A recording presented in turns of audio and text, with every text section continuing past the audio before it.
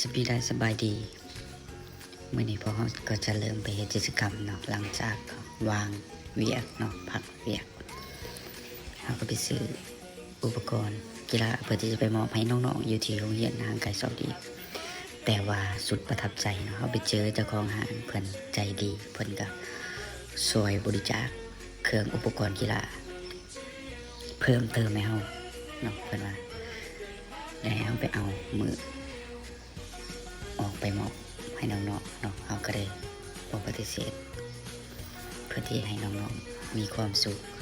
หลังจากนั้นเขาก็มาเลือกเบิ่งปึ้มเนาะทุกคนนี่ปึ้มกามีหลากหลายเนาะเป็นปึ้มนิทานเป็นปึ้มเล่าเรื่องเป็นปึ้มสร้างแรงบันดาลใจเนาะสำหรับความฝันของน้องๆเขาก็เลยอยากให้น้องๆได้อ่านเขาก็เลยมาเลือกซื้อตามที่เห็นที่จริงก็อยากได้เบิดเนี่ยรวยงบบ่พอเนาะงบบ่พอเขาก็เลยต้องเกิดว่าเอาเท่าที่ไว้ไปก่อนเนาะเสกบินออกมากับโปรยาวลาด หลังจากไปซื้อคุณกำลังจะได้อุปกรณ์จะได้บ้านดู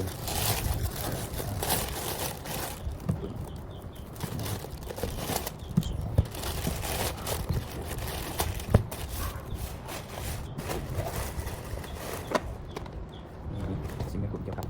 นี่นะเกี่ยวกับโลกเกี่ยวกับสัตว์เป็นทั้งภาษาลาวและภาษาอังกฤษเป็นคำศัพท์ภาษาอังกฤษกระตุ้นนิทานเกี่ยวกับผิวพรรณกับสุขภาพนิทานแต่เป็นสิ่งที่เกี่ยวกับความฝันของนักเรียนเพื่อศึกษาจินตนาการเขาจะในการเรียนได้เริ่ม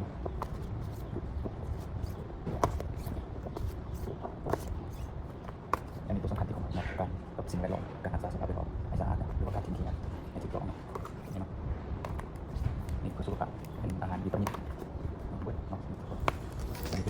หลังจากเขาได้เตรียมอุปกรณ์ทั้งหมดแล้ว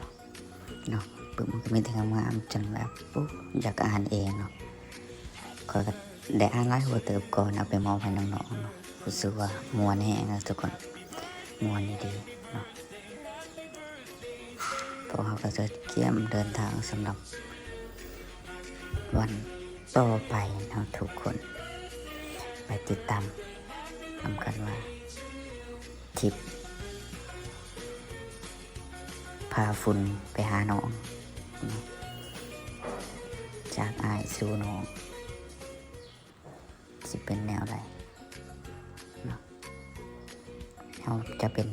ซุ่มเอาเนาะเอาบริเดอร์ของเฮียนหลังจากนั้นเขาก็มาเอารถจักรเนาะจากบริษัทจำปาซามิงเนาะเพิ่นสนับสนุนในการเดินทางครั้งนี้เนาะก็ต้องขอบใจเพิ่นในหลายเนาะสำหรับท่านใดอยากเซารถจักรเนาะแนะนำเลยเนาะบริษัทจำปาซามิงเพิ่นมีขายถั่วขายปีรถนำเนาะหลังจากนั้นเขาก็มาหับเอาอุปกรณ์กีฬาจากห้างของเอื่อยเพิ่นเนาะห้าง My K Sport เนาะถ้าไปสนใจเครื่องอุปกรณ์กีฬาเด้อแนะนำห้างเพิ่นใจดีได้เนาะเพิ่นก็ร่วมบริจาคบักบาทไปมอบให้น้องๆเขตห่างไกลเสาดีเนาะผู้ให้ก็ดีใจผู้รับก็ดีใจในงานเนาะ ตอนนี้ทีมงานเวทีเขาเปลี่ยนจะออกเดินทางไปไหนเป็นกิจกรรมหมอบควบฟันให้น้องๆสิเกิดที่บัวก็อยู่กับ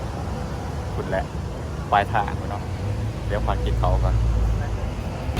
ไปเตรียมออกเดินทางต่อขอบใจสนับสนุนเลยกับผู้ร่วมเดินทางเนาะจาก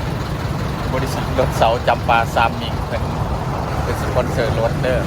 ใครอยากเสารถจักรก็ไปหาเพื่อนเดินจำปาซามิงหรือว่าที่เมืองบางเซ่กับงานคล้ายเครื่องMy K Sport อยู่แถวโฮแฮมบางเซ่เนาะเป็นสนับสนุนเพราะมันเป็นบริจาคอุปกรณ์กีฬาเนาะเป็นบักบาทในกิจกรรมครั้งนี้เนาะ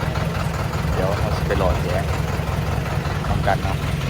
อันนี้ผูกไก่ผูกเพื่อที่นำผ้าทั้งใส่ทั้งกันเป็นวะบ่แล้วบ่กลับไป หลังจากนี้ก็ออกเดินทางลุยกันเนาะผ่านเส้นทางทางดีแต่ก็ทางหยาเนาะทางดีเบิดกะลายเนาะคือว่าสุดโหดขี้ฝุ่นกึ่มเนาะ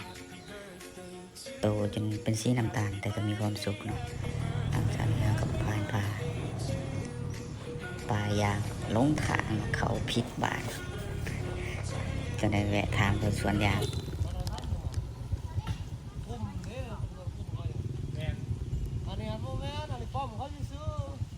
บอกค่อย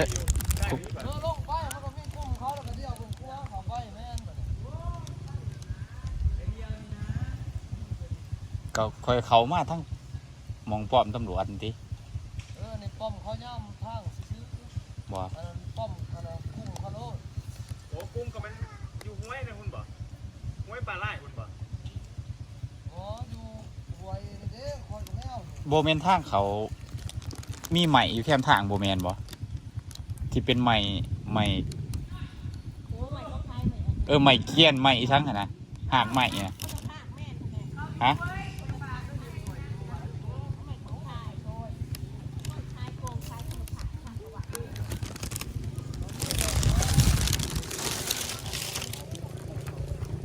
แมนมีเขาขายมันแหละเขาป้อมตำรวจอยู่ขวามือฮะของเขามาทางนั้นแหละ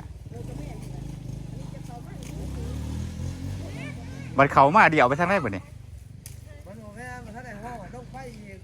จะออกทางย่างขึ้นจะลงไปอีกกับพี่หอดบ้านบางแก้วลูกมันมีบ้านเขาแล้วกับผู้ที่ชนบ้านเขากับนี่ทางเขาบนขั้วจังแม่นหมดเลย เขาไปร้ายวะเขาไปใกล้วะ เอาไปแล้วเป็นพืชน้องตั้งจังหอดกระไร นี่ไปทางนี้บ่ไหลวะ ไปทั้งในเจ้ากระชิโค้งออกน้องวกขึ้นหมดแล้ว มันลายซอยจะมาจ้างว่ามันลายซอย วะ มันมีแต่ไปอย่างแล้วมาจักหัวกดแต่เอามามาจักขี้มาจักมาจัก แต่ก็อยู่บ้านกระไรเลยนี่ แม่นวะ มันกินได้ เด็กน้อยนี่อยู่นี่เลยบ่ บ่มึงข่อยมาแต่ปลายแล้วมึงข่อยมาล้างถ้วยซื่อ แม่นวะเขาว่าสิเอาเครื่องไปบริจาคอยู่โรงเหียนหั่นน่ะมิวเหียนแม่นวะเออ จะแรกสิไปบ้านเจ้าหั่นแหละบ้านปลาไหล ๆแล้วข่อยอยู่ชนบทหลอกบ้านข่อยก็ว่า เออ บ้านข่อยอยู่บ้านชนบท จะไปเดือนนี้เราบ่ได้นำ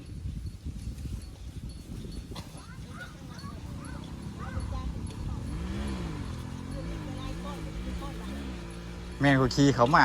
บ่สุดจักเถื่อบ่เห็นบ้านคน เขาทั้งนั้นที่เขาว่าหอดบ้านจะซื้อนะครับ ให้เลือกตามใจมากโดด สปอร์ต สีใดก็ได้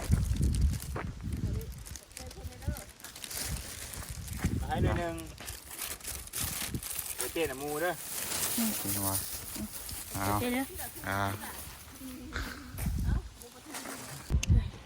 ให้หน่อยหนึงไปเตะนำกันเด้อ เอาไปนี่เอาหนึ่ง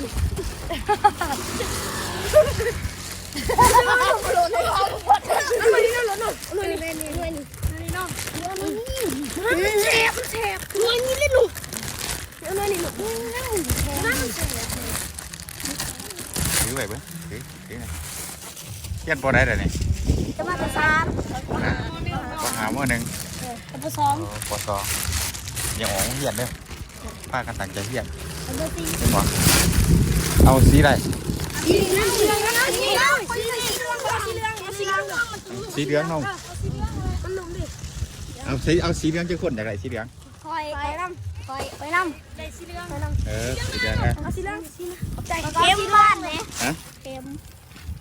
เข็มบ่มี My God oh my goodness ว้าตอนนี้ก็มาหอดอ่ะอันนี้เคินว่าปวดปลาลายวะไปเดี๋ยวข้ามกัน พอมาหอโรงเรียนกับผักทุกคนครูมันมีคนเดียวมันไป ฝึกอบรมอยู่ปากเสเนาะก็ได้บ่ได้พอเขาก็ได้ฝากให้นำพ่อบาทเนาะหลังจากนั้นเขาก็มอบมาหมอบให้โรงเรียนโรงเรียนแห่งนี้ครับก็เริ่มซื้อเนาะถ้าก็ไปมอบบ้านมากระโตตานางให้กับครูอาจารย์เพิ่นเนาะครูอาจารย์ส่วนใหญ่ก็ไปฝึกอบรมอยู่เสคือกันเนาะเพิ่นก็มีครูอยู่2 คนที่ประจำอยู่เรียนเนาะก็ถือว่ายังโชคดีอยู่แล้วก็เอาอุปกรณ์บ้านเนาะสภาพของเฮาพุ่นแหละมีแต่ขี้ฝุ่นเต็มแต่ก็ม่วนกับการเดินทางในครั้งนี้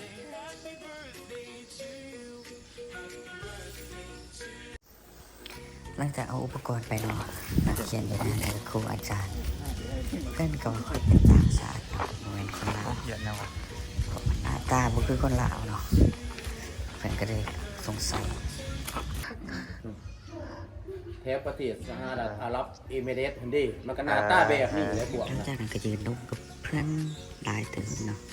ทางอาจารย์ก็ว่าบ่เคยมีคนเข้ามาเฮ็ดกิจกรรมเนาะเพราะว่าโรงเรียนของเพิ่นอยู่ทางไกลสอบดีทางเข้าไปก็บ่ง่ายแน่มีแต่ขี่ง่ายเขาเจ้าก็บ่อยากมาเนาะเพิ่นก็ได้ว่าโอ้ถือว่าโชคดีเนาะถึงสำหรับใครที่อยากไปเฮ็ดกิจกรรมเนาะก็ไปเบิ่งแถวเจ็บน้องๆเนาะ นี่ก็คนละช่องเนาะมีกันเลยเนาะมีกันได้แก่น วิถีชีวิตบ้าน โชคดีวะมือนี่โชคดีวะ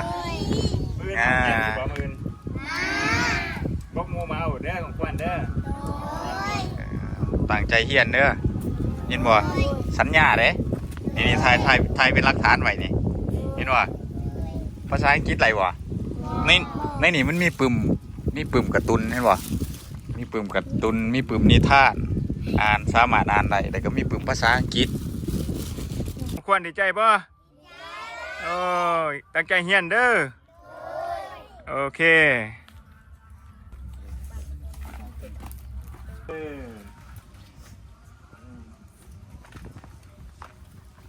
เอาตามเราเบิ่งละ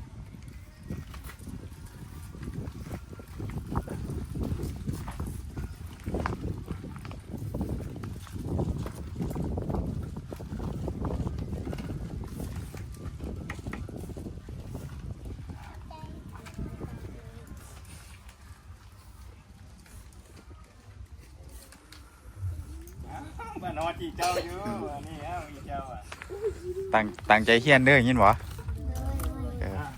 ยากให้มาเฮ็ดกิจกรรมอยู่บ่วะนะอยากให้มาบ่ มาให้เด้อมานาเด้อ ขอเสียงดังๆเบิ่งอยากให้มาบ่แห้งๆเก่งได้ ดิป้ามันออกแล้ว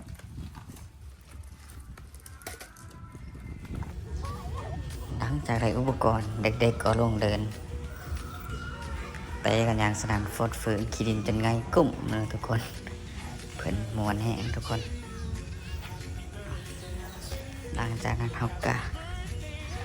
ได้ล่าครูอาจารย์เด็กก็เดินทางกลับเนาะระหว่างทางเขาก็รอแจกปักบาน เอาว่าบ้านสิให้ มองในที่เห็นน้องๆเขาก็ยายให้เลยเนาะตามเส้นทางเชื่อน้องๆเพิ่นก็ เอาบ่ ดีใจเนาะ เอาว่าบ้าน ที่ได้ปักบาน ขอเสียงดังๆหน่อยสิ ที่ได้ออกกำลังกายได้ก็ดีต่อสุขภาพเนาะ บ้านหัวบ่บ้านตัวนั้นหัวว่ะ ถือว่าโชคดีหลายเนาะคลิปในบรรยากาศก็สิประมาณนี้เราทำถ่ายทุกคนในเบื้องนอกก็บ่ได้ที่จริงบ่ได้ตั้งใจที่จะบ่ได้ตั้งใจที่ ดีใจบ่ เราก็บ่แม่นนั่นขี้ต่อขี้ เตะน้ำกันเด้อ กิจกรรมครั้งนี้ก็บ่มีหยังใดบ่ได้มีจุดประสงค์หยังวางไว้อยากให้น้องๆได้มีโอกาสได้มีความคิดได้มี ทัศนคติในการอยากเรียนและสนใจศึกษาเรียนเพื่ออนุเคราะห์เขาเจ้าเนาะลองมา สวัสดีตอนนี้ก็จบภารกิจแล้วเนาะเบิ่งสภาพทุกคนเบิ่งเกือบ หลังจากเสร็จสิ้นภารกิจเนาะก็มาแซ่น้ำก่อนกลับเนาะหวังว่าคลิปนี้จะสร้างแรงบันดาลใจให้สำหรับน้องๆหลายคนเนาะในการเรียนการศึกษาของเขาเจ้าเนาะและเพื่อความฝันของเขาเจ้าคลิปนี้ก็จบสำหรับเพียงเท่านี้ขอขอบใจทุกคนที่ให้การสนับสนุนในการเดินทางในครั้งนี้หวังว่าครั้งหน้าจะได้เฮ็ดกิจกรรมดีๆอีกต่อไป